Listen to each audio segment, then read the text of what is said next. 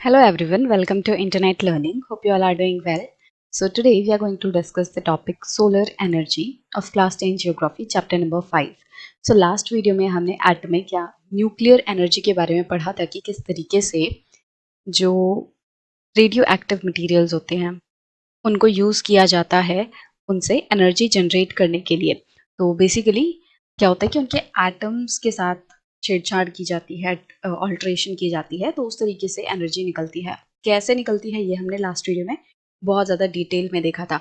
इसी तरीके से हम बात करने वाले हैं सोलर एनर्जी की कि किस तरीके से जो सन से आने वाली एनर्जी है, सनलाइट जो है उसका यूज़ करके हम एनर्जी या पावर जो है वो प्रोड्यूस करते हैं। India as a tropical country, तो इंडिया जो है वो ट्रॉपिकल कंट्री है। क्यों ट्रॉपिकल कंट्री है? हमारी जो अर्थ है उसको हमने कुछ इमेजिनरी लाइंस में बांटा हुआ है। एक तरीके से उसके ऊपर कुछ इमेजिनरी लाइंस जो है वो ड्रॉ कर रखी हैं। तो सबसे सेंटर में जो लाइन है जो अर्थ को ऑलमोस्ट सेंटर से काट रही है उसको हम कहते हैं इक्वेटर, और इसको हम 0 डिग्री लैटिट्यूड भी कहते हैं। आपने लॉन्गिट्यूड लैटिट्यूड तो पढ़ा होगा, 6 क्लास से हम ये चीज़ पढ़ते आ रहे हैं।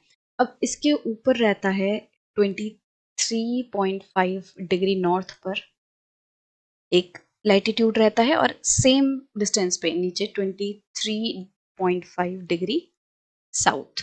ठीक है, तो ऊपर वाला ये जो 23.5 डिग्री नॉर्थ वाला जो लैटिट्यूड है इसको हम कहते हैं ट्रॉपिक ऑफ कैंसर, और नीचे वाला जो ये 23.5 डिग्री साउथ में जो ये लैटिट्यूड है इसको हम कहते हैं ट्रॉपिक ऑफ कैप्रिकॉर्न। अब इन दोनों के बीच वाला जो एरिया, ये Tropic of Cancer and Tropic of Capricorn के बीच वाला जो एरिया है इसको हम कहते हैं ट्रॉपिकल एरिया। और आपको ये भी पता होगा कि इंडिया जो है उसको Tropic of Cancer almost half से डिवाइड करता है। मतलब कि इंडिया जो है वो लाई करता है ट्रॉपिक ऑफ कैंसर पे, यूं कह सकते हैं, या ऐसा कह सकते हैं कि इंडिया पे से होकर ट्रॉपिक ऑफ कैंसर गुजरता है। ये कोई रियल लाइंस नहीं है, ये जस्ट इमेजिनरी लाइंस है। ठीक है, तो अब इसमें क्या है, इसका मतलब कि इंडिया जो है मोटे मोटे तौर पे कहाँ पे पड़ रहा है, ट्रॉपिकल वाले एरिया में। इसके ऊपर वाला जो एरिया है इसे हम सब ट्रॉपिकल एरिया कह सकते हैं। तो इंडिया की जो कंडीशन है, इंडिया की जो पोजीशन है जियोग्राफिकली, वो ट्रॉपिकल एरिया है। अब ट्रॉपिकल एरिया पे क्या होता है, देखो ये एरिया बीच में है और यहाँ पे अगर सूरज है, ठीक है, मान लो ये सूरज है यहाँ पे, तो इससे आने वाली जो किरणें हैं ना वो सबसे ज्यादा पड़ने वाली हैं इस ट्रॉपिकल एरिया में। बाकी वाले इलाकों में देखोगे इस तरीके से किरणें जाएंगी, स्लैंट होके जाएंगी, तो मतलब बहुत ज्यादा किरणें यहाँ तक नहीं पहुंचेंगी। तो ये वाला जो एरिया है बीच का, Tropic of Cancer to Tropic of Capricorn, this area receives the highest sunlight. क्योंकि हमारा देश इतनी ज़्यादा सनलाइट रिसीव करता है तो it has enormous possibilities of tapping solar energy. हमारे पास बहुत ज़्यादा पॉसिबिलिटीज़ हैं कि हम इस सोलर एनर्जी का बहुत अच्छे से इस्तेमाल कर सकते हैं। इस सनलाइट का हम प्रॉपर तरीके से इस्तेमाल करके बहुत ज़्यादा मात्रा में एनर्जी बना सकते हैं। Photovoltaic technology convert sunlight directly into electricity. होता क्या है, सोलर एनर्जी कैसे बनती है, एक टेक्नोलॉजी है जिसे फोटोवोल्टाइक टेक्नोलॉजी कहते हैं। इसमें क्या होता है कि जब सनलाइट सोलर सेल्स पे पड़ती है तो उससे क्या होता है, इलेक्ट्रिसिटी बनती है। मतलब डायरेक्टली सन की रेज की वजह से क्या हो रहा है, बिजली बन रही है। बहुत ज़्यादा डिटेल में आपको जाने की ज़रूरत नहीं है कि भाई कैसे सोलर सेल काम करते हैं, क्योंकि वो बहुत ज़्यादा टेक्निकल हो जाएगा। उसके लिए अभी आपको बहुत ज़्यादा जानने की ज़रूरत नहीं है। मोटे मोटे तौर पे आप क्या समझ सकते हो कि एक सोलर सेल रहता है जो कि बेसिकली इससे बनता है, सेमीकंडक्टर से बनता है। सेमीकंडक्टर क्या होते हैं, ऐसे मटेरियल रहते हैं जिनमें पूरे तरीके से बिजली पास नहीं होती। मतलब वो कंडक्टर एंड इंसुलेटर के बीच के एक मटेरियल रहते हैं। कंडक्टर मतलब क्या होता है, जो बहुत आसानी से बिजली अपने में से पास करवा दे। इंसुलेटर क्या होते हैं, जो अपने में से बिजली पास नहीं करवा सकते। तो सेमीकंडक्टर इसके बीच का हो गया, जो एक हद तक बिजली पास नहीं होने देगा, बट एक हद मतलब एक पॉइंट के बाद उसमें से बिजली पास हो सकती है। इस तरीके से सेमीकंडक्टर रहते हैं।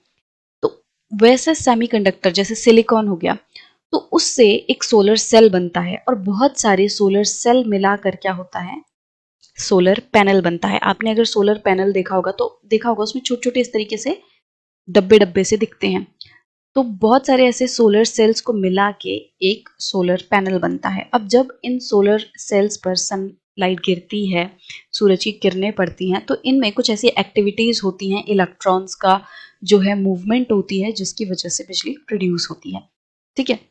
Solar energy is fast becoming popular in rural and remote areas. अब धीरे धीरे करके क्या हो रहा है कि जो सोलर एनर्जी है गांव वाले इलाकों में, जो रिमोट एरियाज है, जो बहुत दूर दराज वाले इलाके हैं, अब वहां पे भी सोलर एनर्जी फेमस हो रही है, पॉपुलर हो रही है। वहां पे लोग सोलर पैनल्स का इस्तेमाल कर रहे हैं। जैसे गांव वगैरह में क्या होता है, बिजली फ्रिक्वेंटली जाती रहती है, तो लोगों के लिए कन्वीनियंट हो गया है कि भाई पैसा भी नहीं जाएगा बिजली का, कोई इन्वर्टर वगैरह भी ज़्यादा खरीदने की ज़रूरत नहीं है।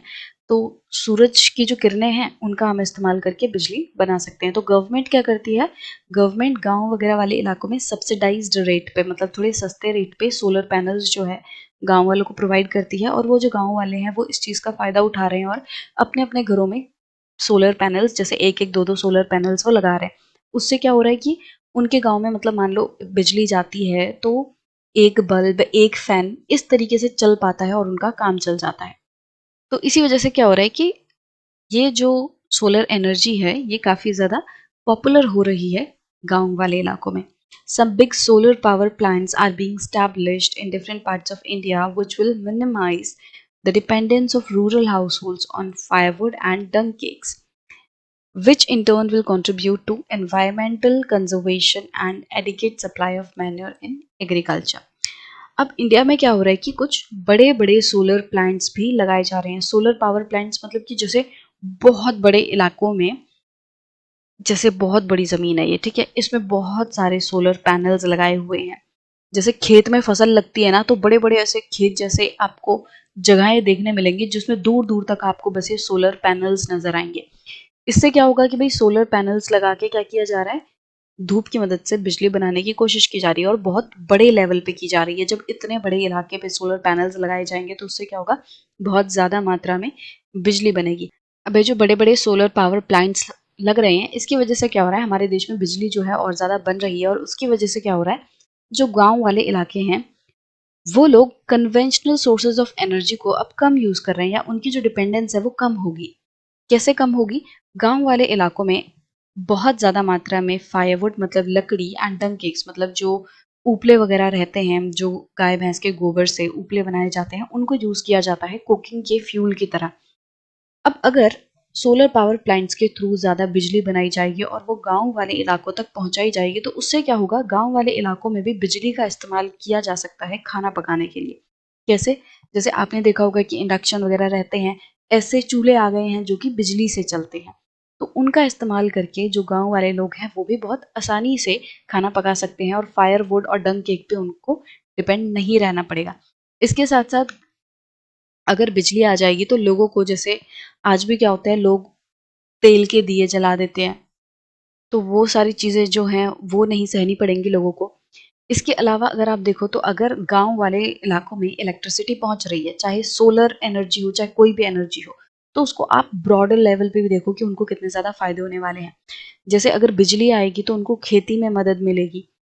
खेती में कैसे मदद मिलेगी, इरिगेशन में। इरिगेशन कैसे, जो खेत वगैरह होते हैं उनमें कुओं से जो पानी निकाला जाता है, एक तरीके से ज़मीन में से पानी कैसे निकाला जाता है, मशीन्स की मदद से। उसमें मोटर वगैरह लगी रहती है और जो कि पंप करती है पानी को। ठीक है, अब ये जो मोटर है, ये जो पूरा ट्यूब वेल है, ये कैसे चलने वाला है, ये बिजली से चलेगा। तो बिजली अगर होगी तो गांव वाले इलाकों में जो खेत हैं उनमें इरिगेशन की जो प्रॉब्लम है वो भी सॉल्व हो सकती है, खेतों को और आसानी से पानी मिल सकता है। तो ये सारी जो दिक्कतें हैं वो भी कम हो जाएंगी अगर एनर्जी गांव वाले इलाकों तक पहुंच गई, whether it is solar energy या थर्मल एनर्जी, कोई भी जो एनर्जी है। तो गांव वाले इलाकों में तो बहुत फायदा होने वाला है। सोलर एनर्जी का क्या फायदा है, सोलर एनर्जी का ये फायदा है कि भाई एनवायरनमेंट को नुकसान नहीं पहुंचेगा। जब गांव में या कहीं पे भी लकड़ियां जलाई जाती हैं, डंग केक्स वगैरह जलाई जाते हैं, तो इनसे बहुत ज्यादा हार्मफुल गैसेस निकलती हैं, धुआं निकलता है, पॉल्यूशन होता है। अगर बिजली आएगी तो ये उपले या ये जो लकड़ी वगैरह है कम जलेंगे, जिससे कम पॉल्यूशन होगा और हेल्थ भी अच्छी होगी। जैसे औरतें रहती हैं वो चूल्हे के सामने बैठी रहती हैं, धुआं आता रहता है उनको, वो धुएं को इनहेल करती हैं, सांस लेती हैं धुएं में, वो उसकी वजह से क्या होता है, उनको रेस्पिरेटरी डिजीज हो जाती हैं, सांस वाली जो बीमारियां हैं वो हो जाती हैं। तो अगर बिजली रहेगी, अगर बिजली को यूज किया जाएगा एनर्जी के तौर पे, तो जो औरतें हैं, बच्चे हैं, उनको इस तरीके की बीमारियां नहीं होंगी, पॉल्यूशन कम होगा। ठीक है। इसके साथ साथ क्या होगा, ये जो लकड़ी है या जो डंग केक्स वगैरह हैं, इनको खेतों में मेन्योर की तरह यूज किया जा सकेगा।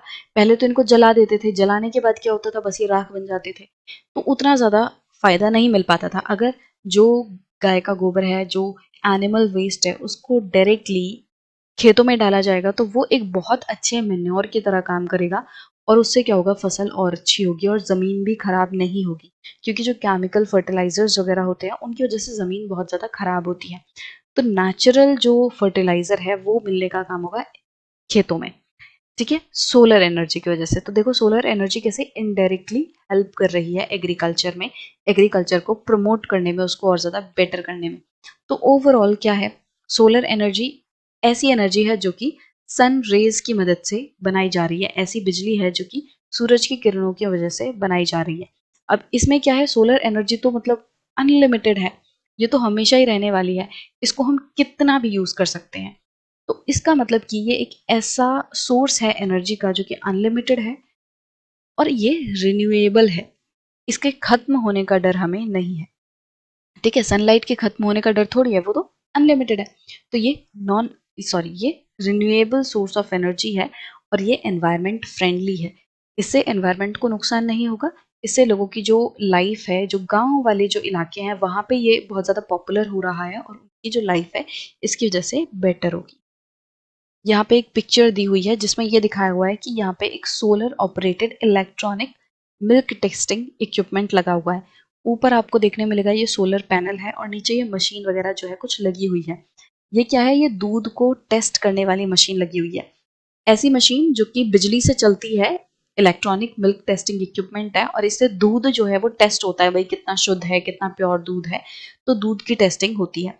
तो इस मशीन को किससे चलाया जा रहा है, ऐसे बिजली से जो कि सोलर एनर्जी है, जो कि सोलर पैनल के थ्रू जनरेट हो रही है। तो देखो कि गांव वाले इलाकों में किस तरीके से इसका इस्तेमाल हो रहा है। अब ऐसा नहीं है कि गांव वाले इलाकों में ही हो रहा है, मतलब ये इतनी अच्छी चीज़ है कि गांव वाले इलाकों में ये इतनी ज़्यादा पॉपुलर हो रही है। शहर वाले जो इलाके हैं वहाँ तो ये पॉपुलर हो ही रही है, बट हाँ रूरल एरियाज में इसका काफ़ी अच्छा इफेक्ट देखने मिल रहा है।